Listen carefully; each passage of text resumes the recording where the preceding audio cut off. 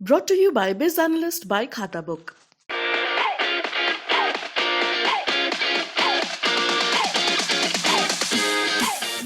नमस्कार, आप देख रहे हैं यूपी तक और मैं हूं रजत सिंह। उत्तर प्रदेश में विधानसभा के चुनाव खत्म हो गए, लेकिन अब सबकी निगाहें विधान परिषद के चुनाव पर हैं।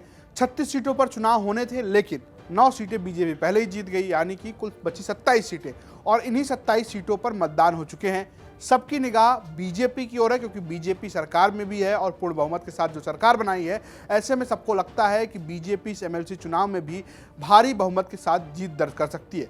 27 सीटों में से 3 ही ऐसी सीटें हैं जहां पर ऐसा लग रहा है कि बीजेपी की प्रतिष्ठा दांव पर लगी है। एक तरीके से ये कहें कि अगर ये सीटें बीजेपी हारती है तो उसके प्रतिष्ठा पर गहरी चोट पहुंच सकती है। हम पहली सीट की अगर बात करें तो वह है बनारस की सीट, क्योंकि यहां से चुनावी मैदान पर हैं डॉन ब्रजेश सिंह। उनके भतीजे सुशील सिंह सैयद राजा से बीजेपी के विधायक हैं और ये लग रहा था कि बीजेपी उन्हें इस बार वॉकओवर दे देगी, लेकिन बीजेपी ने यहां से डॉक्टर सुदामा पटेल को अपना उम्मीदवार बनाया है और यहां पर सीट फंस गई।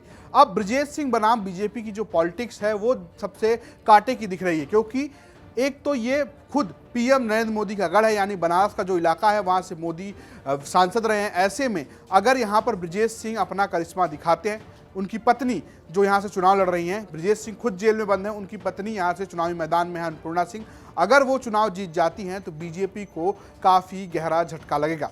इसके अलावा दूसरी सीट है आजमगढ़ की। आजमगढ़ में बीजेपी ने सपा विधायक रमाकांत यादव के बेटे अरुणकांत यादव को टिकट दिया है। अरुणकांत इससे पहले बीजेपी के टिकट पर विधायक रह चुके हैं, लेकिन उनके पिता सपा से विधायक है। ऐसे में एक दिलचस्प समीकरण भी आजमगढ़ की सीट पर देखने को मिल रहा है, जहां बाप बेटे अलग अलग पार्टियों से हैं, लेकिन ये कहा जा रहा है कि रमाकांत अपने बेटे अरुणकांत का समर्थन कर रहे हैं।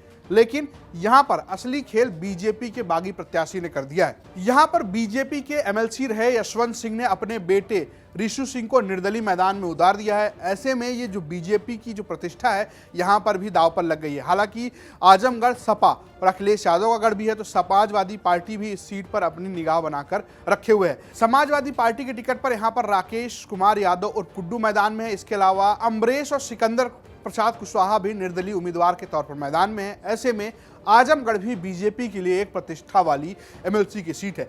हम तीसरी सीट की बात करें तो वह है प्रतापगढ़ की सीट, जहां पर बीजेपी के हरि प्रताप सिंह मैदान में हैं, जबकि उनको टक्कर दे रहे हैं राजा भैया की पार्टी यानी जनसत्ता दल लोकतांत्रिक के अक्षय प्रताप सिंह उर्फ गोपाल जी।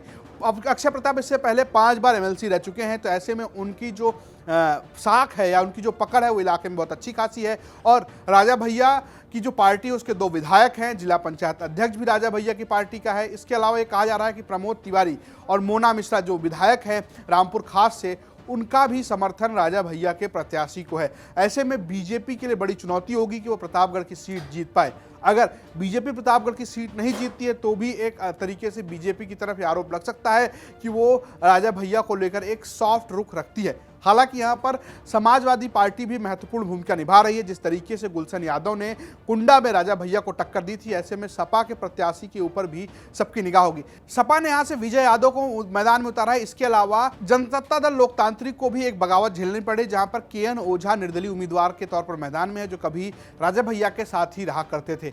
ऐसे में यही वो 3 सीटें हैं जिन पर सबकी निगाहें खासकर होने वाली हैं।